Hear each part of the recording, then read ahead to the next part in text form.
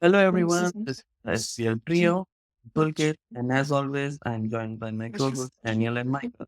Michael, how's it going? It's going good so far. It's been a very long week and the first half of international break. So it's good to discuss FPL again. How are you going, Daniel?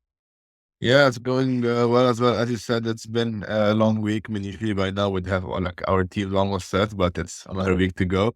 But yeah, excited to be here filming as well. And you, Pulkit, how's it going? Good morning. Yeah, it's going good. And of course, international break, so we have to wait. And for me, it was not a great week. So international breaker after Red Arrow, as we've seen sometimes, is not the perfect thing. But let's see if I can change it around after the break. So as always, we are basically doing a game week team review, and this is for game week 11. So let's start with you, Daniel. Sounds good. So, I mean, I'm in the same boat as Pulkit. It was a tough week overall. I went down again. It was a red arrow. The biggest pain for me was in defense. Trent and Dalo, they both got subbed. Well, Trent got injured in the 28th minute, I think, but Dalo got subbed in the 57th minute. And then Mayank got a clean sheet afterwards. So that hurt. And then, I mean, the rest of the players, Smith Rowe got 11 points, which was great. But then the rest, everyone, I would say blanked. I mean, Haaland got a return, but everyone kept on him, so that hurt me. And Bruno also got 5 points, which was good. But it was a pretty poor game week overall. And then my bench, actually, I think Rogers, it should say he had 1 point, not nine. That was from the week before. But anyways, yeah, they all blanked as well. So it was a tough game week. But now, national break, reset, live against back to green arrows. Yeah, sounds good. I guess this is the story of every Haaland team at the moment. Yeah, Exactly. I mean, we're gonna talking see about it, soon another until Haaland let's see team. the first team. The best team. Yeah, I mean, I haven't made those transfers yet, but I think the Haaland era is over. So to everyone who still has him, the curse will be broken. I'm gonna be transferring him out. So good kid, that's good for you. Well, I'm gonna bring back the Egyptian king. Salah is back, and then Welbeck is probably who I'm gonna be replacing Haaland with, and then my third transfer I brought in like temporarily. I think my first team is Kirkas for Trent because Trent is carrying an injury, but that is I still have Ed for sure. But I think we're not have a good record in terms of each have good defense, but that's somewhat deluxe one considering he's only 4.4 million as well. And then right now I have Solanke bench, but I'd probably maybe start him maybe over Calvert Lewin if I even end up keeping him in my team. I know he's got down in price a few times. I've lost a lot of value on him, but I'm holding transfers for now. I'm not gonna make the mistake of doing early transfers again. Yeah, I might even take a hit to get in a fourth transfer. I'm trying to revamp my team, go heavy on like I started the season with. So yeah, that's my at the moment. Yeah, looks good. And Yeah. yet, any injury has definitely put a dent in the plans. And we are also not sure who will start in place of Trent. If injured, how long? So, it looks good to sell him at the moment. And as you mentioned, you have not finalized those transfers. Do you have other players in mind in place of the? Yeah, well, I mean, as we can see from here, I have 5 million in the bank, so I mean, there's a lot of room to upgrade. I'm thinking at like a Son or a Saka, even Bolsterman with sheets further instead of probably Semenyo would be the personal target. Or maybe I could do a Calvert Lewin to a Hampers, for example, or to like an Alexander. So you think Pedro, João Pedro, is just a good option like few game weeks from now since he's just come back from injury? Yeah, I mean, I know he came on last game and then he scored two. But yeah, I think he scored one and assisted one. Yeah, I mean, I don't know if that's gonna affect Welbeck's minutes, but I mean, for sure. I mean, I do envision him like still coming off the bench in the next few years. But as you said, yeah, maybe in a few game weeks, I could see him as a good option. But he is more expensive than Welbeck, right? In the game, I thought he was a bit cheaper, but I mean, Actually, he's 0.5 million cheaper. oh yeah, all right. Yeah. Oh yeah, Welbeck's 5.9, Pedro's 5.4. So never mind. Yeah, so I mean, if Pedro's starting, then I mean, He got 11 points last week and 25 minutes versus City. And Brighton do have a good run of fixtures. So that's why I brought in Welbeck. But he could also be Pedro if I like delay that move by a couple of weeks, which is also a possibility. Yeah, sounds good. Yeah, I was also thinking about that. I think it is big talking point at the moment, like whether to go for Jao Pedro or Welbeck. Welbeck has been starting more regularly, but I think from what the manager has been saying and what it looks like, Jao Pedro seems to be the key man in that team, like someone probably can be relied upon whenever.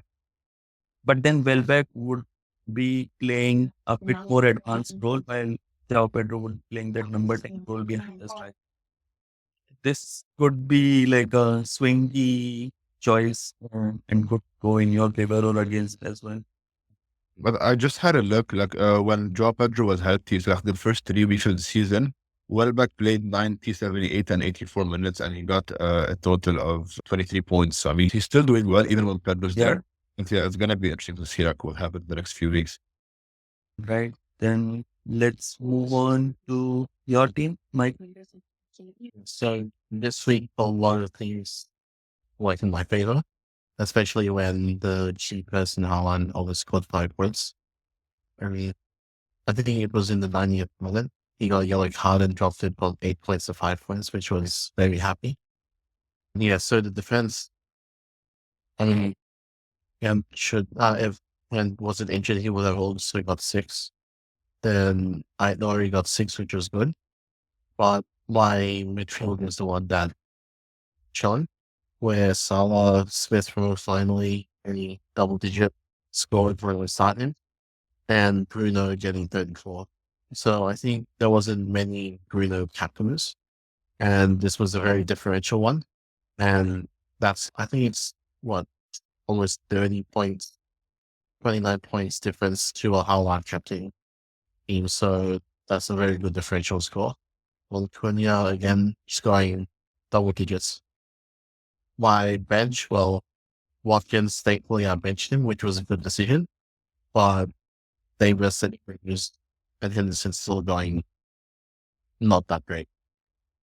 However, my overall rank did go up 28%. So I was about 4 million before, now it's 2.1, which I'm very happy about. So, I mean, that midfield haul, well, crazy. Yeah, this is almost as good as your game week 2 or 3 midfield. Oh, yeah, it was Gameweek 2, I remember, yeah. Yeah, that's Yeah, you like, got 91 points, yeah. yeah, so that's basically my aim, just to get your midfield in the future. Nice, nice. I think, Michael, if you don't do those minus scores at the very end, like the one that you did for Havertz and you didn't play Davis last week, and this week you did it for Wood, I think Havertz to Wood was the last one. You'd be like Yeah. flying even more. Yeah, so I think the week before where I did the average -4, that was a mistake on my part. But this week, because I didn't really need to do that transfer, but I just thought Havertz would be good that week. However, in this game week, I wanted to get Garnacho. I needed to trade Havertz to Wood so I can have NDD to Garnacho. And I didn't even realize until the day after that Garnacho did actually start and still scored, which was a good feeling. Yeah, What a yeah. goal, by the way. It was a great goal as well from Garnacho. Oh, was it? Yeah. Yeah. So I never really celebrated Man United goal until last weekend. Mhm. Yeah, actually, last weekend it was the opposite, right? Like, Yeah. if you see the expected goals for United, they were lower, like I think less than 1 or around that number in this. Yeah. Be from there, which was the opposite in the previous weeks. Like they were getting those expected numbers, but not the actual number. Yeah. So thankfully that ever since Ten Hag got let go, Bruno and Garnacho seems to be more attacking. And yeah, it seems that this season teams like Man United, where they have low XG, they seem to be scoring a lot more goals. But when they have high XG, they're scoring a lot less goals. I don't know how that works out, but yeah, it's maybe from now for the next, say, 5 to 7 game weeks. That's the trend that we need to follow. where we need to see teams with as low XG and just get good attacking players from them. Also, it's basically like averaging things out. Like XG over a long time would make sense. Or I think that's going to your best team. Yeah. So with this bus team, I'm not really wanting to make any changes, especially in the international break. So I have been Ori and Ina in my defense with Cells as the goalkeeper. And then I have Palmer, Salah, Felicio, Bruno. And then I'm going to fill team three. And then by three, what is again? I know he has had Red Bull passports, but when you play Crystal Palace at home, surely you can get more confidence and score on first goal. So that's what I'm hoping for. And then Smith Rowe, I know I should probably play him. Well, I just don't have a good feeling for him this week, especially when I have Garnacho and Bruno playing Ipswich. The only concern I have this week is probably Trent, because we haven't got that much news on how bad his injury is. So I'm hoping that he does play so I can push out my transfers next week and I have 2-3 transfers then. Yeah, yeah.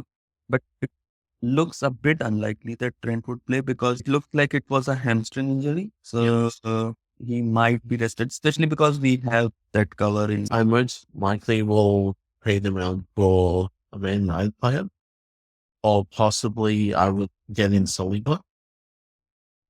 Because that if I get either trades, I would still be able to get, say, a Saka in 2-3 weeks time and still have a good run from there. Yeah, yeah, sounds good. And that's the benefit of having the most expensive player because then you can go anywhere if you need to in one. Yeah, so it gives a lot of flexibility. I mean, especially like I sort of traded out the most expensive forwards and sleeping the most expensive defender. So that still gives me that extra $2-3 million if I do selling out. But we'll see how it goes. And in terms of my captaincy, I'm still debating on whether it should be Salah or Forest against Arsenal. Well, let's just say I don't have that much cover in my defense. So it's either like Ina and Cells against Arsenal, or if I have Davis, it's against Bruno and the new manager Mouse, or Henderson against Watkins. So yeah, unfortunately, I don't have much flexibility there. So I think I'm just going to write off my defense here, unless Arsenal just bombs it, which I don't expect that to happen. Hopefully not. Yeah. All right. And regarding would you not prefer playing Smith Rowe over Wood, or you are still not that confident on Arsenal defense at the moment? So I'm still at the moment not about that. I know Arsenal, the defense is very, very good, but they've been laying in goals like Man City. But at the same time, I just want to see who Arsenal will play in defense, them their wingers, and see from there. But I might, again, I'm going to make it very last minute this week. Yeah, I mean, just that because Wolves is still one of the worst defenses in the game. And then ESR was the midfield that's midfield. So yeah, you can. I'm just hoping that ESR, I think ESR is good this week because when put on bench, he goes fantastic. But again, I'll see how it goes and see how the Arsenal defense does line up for next week. Yeah, if you're gonna bench Smith Rowe, just let me know so that I don't transfer him out and I like keep. No problem. I'll let them know straight away. Thanks. But I guess since last few weeks, it's been the opposite way, right? Like Michael, when you are playing him, Smith Rowe is getting the points, like last week, for example. I mean, yeah, the last 3 game routes that I saw, he's got 6 and went 11. But I don't know how much I want to push my luck with that. Sounds good. But yeah, that's basically my team. So again, lot of plans. At least it's good that Daniel, you are holding DCL because I think Brentford defense is so bad that even DCL can regain confidence and score a brace or something.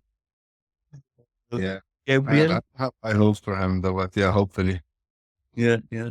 Gabriel blank. Then Trent was unlucky as for you both as well, getting that clean sheet after a while, and then Trent getting injured was a bit unlucky. Then Lewis, like Man City still doesn't know how to keep a clean sheet, and in this game they didn't even know how to win the game, which overall in the footballing terms is good for our teams.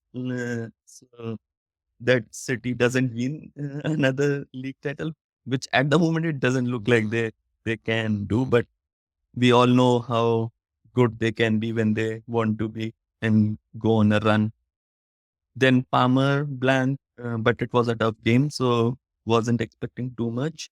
Also, now I am seeing a lot of questions on Palmer's influence on big games because he has not been doing that well this season, but I still believe in him in delivering the points even against the bigger teams. So let's see how it goes in the future. Foden, I went with the captaincy in the end. His record against Brighton was really good, and I knew like either way I'd sell him the next week, so I wanted to give him the last chance, and I knew I would regret it a lot if he would have hauled and I didn't captain him. So just went with the gut feeling there. Then Mbumo got the 5 pointer. Have a talk with you guys about Mbumo as well when we move to my bus team.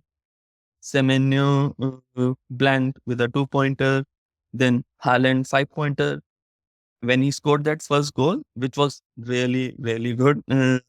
Like he scored it again from this weird angle, irrespective of how much the defender is pushing Haaland, he just seems to find the net. And it felt like now is the week where he goes and hauls or at least gets a brace, but didn't happen again.